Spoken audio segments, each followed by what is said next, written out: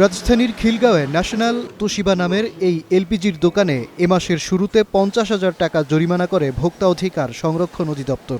প্রতিষ্ঠানটির অপরাধ ছিল চরম সংকটের মুহূর্তেও সরকার নির্ধারিত দাম না মানা এবং ক্রেতাদের ক্যাশ মেমো না দেয়া। আমাদের সাপ্লাইরা যারা নেয় তারা বিক্রি করে ২,০০০ ছাড়াইয়া। আমরা তো এখানে ডিলার পয়েন্ট না, ওগুলোর মেমো নাই বললেই তো আমার জরিমানাটা করছে। এ ধরনের অভিযানের প্রতিবাদে বৃহস্পতিবার ধর্মঘটের ডাক দিয়ে বাংলাদেশ এনার্জি রেগুলেটরি কমিশনের আশ্বাসে আবার তা প্রত্যাহারও করেন পাইকারি ব্যবসায়ীরা।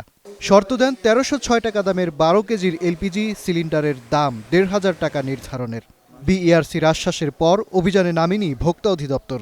কিন্তু বিইআরসি দাম বাড়ানোর ঘোষণা না দিলেও শনিবার রাজধানীর কয়েকটি এলাকায় ১,৫০০ টাকায় এলপিজি বিক্রি করতে দেখা যায় বিক্রেতাদের।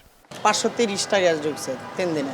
১৫০০ টাকা আমরা বিক্রি করতেছি, কিন্তু গভর্নমেন্টের প্রাইস হলো ১৩০৬ টাকা।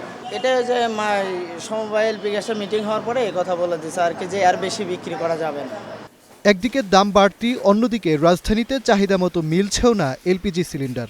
এ অবস্থায় রান্নায় ভোগান্তিতে অনেকেই। ঘরে খালি সিলিন্ডার রেখে কেউ কেউ রান্না করছেন রাইস কুকার কিংবা ইলেকট্রিক চুলায়ও। ২৪০০, ২২০০, ১২ কেজির বোতল, এর ওপর আমরা গ্যাস পাই না। তবু গ্যাস বিলে গেলে কয় গ্যাস নাই। একটা ফ্যামিলিতে 2টা গ্যাস লাগে মাসে, কিন্তু এই 2টা গ্যাসের টাকা যোগান দেওয়া আমাদের জন্য খুবই কঠিন এবং অত্যন্ত ব্যয়বহুল। এখানে দাম চাচ্ছে ২৫০০, ২৬০০ করে দাম চায়। হ্যাঁ, না খায় আজ কয়েকদিন থেকে। খেয়ে বেঁচে থাকার মতো রান্নাটা আমরা করি, ওই ইন্ডাকশনে করি। দাম বৃদ্ধি ও সংকটকে মুনাফালোভী ব্যবসায়ীদের সিন্ডিকেট বলেও মনে করছেন ভোক্তারা। এটা ষড়যন্ত্র, এগুলো আমাদের দেশে গ্যাস না, কোনো কিছুর অভাব নেই।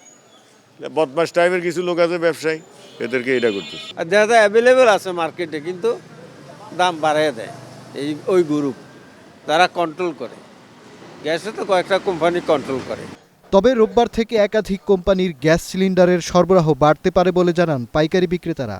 আমাকে ওমেরা কোম্পানি বলছে কালকে গাড়ি পাঠানোর জন্য, বা সেনা, লাভস, ওনাদের সাথে কথা বলছি, ওনারা বলছে কালকে গাড়ি পাঠানোর জন্য।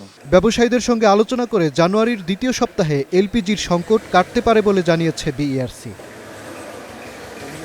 মাজহার মাহবুব, স্টার নিউজ, ঢাকা।